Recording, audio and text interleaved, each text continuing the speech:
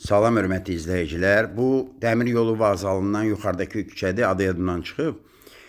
Bu küçə barədə bir məsləhət vermişdim ki, bu bir tərəfli yolda olduğumuza baxmayaraq qarşıdan maşınlar gəlir və sağa çəkin.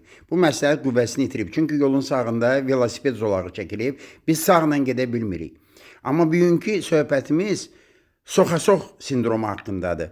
Bunun mədəni adı girhagir sindromudur. Bax gedirik, yol daralır. O dəqiqə güzgüyə baxmalıyıq, mütləq güzgüyə baxmalıyıq və görürük ki, solumuzdan deməli avtomobil sürətlə gəlir. Qazdan ayağımızı çəkirik və çəkməsək, bax fikir verin, bu nöqtədə qəza ola bilər. Görürsünüz necə girdi? Elə bildi ki, güclü sürücüdür. Amma bizim hesabımıza qəza olmadı. Bu soxasox sindromu çox adamları qəzaya salıb. Bunu biz öz kurslarımızda deyirik, amma çox adam bunu bilmir.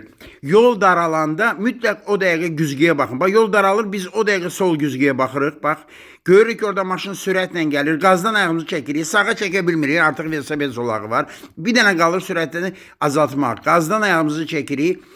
Solumuzdakı avtomobil bizim ehtiyatlı olmağımız hesabına ora normal girir. Düzdür. Ona elə gəlir ki, o əla sürücüdür, ona görə hər şey alındı. Yox. Elə deyil. Uzun sözün qısası, bu sindromu bilməyən adamlar geci-tezi qəzaya düşürlər, başqalarının günahı ucbatından. Özünüzü qoruyun. Təkcə bu yolda yox, ümumiyyətlə yol daralanda sağdan daralırsa sağa baxın, soldan daralırsa sola baxın, qəzalardan uzaq olun.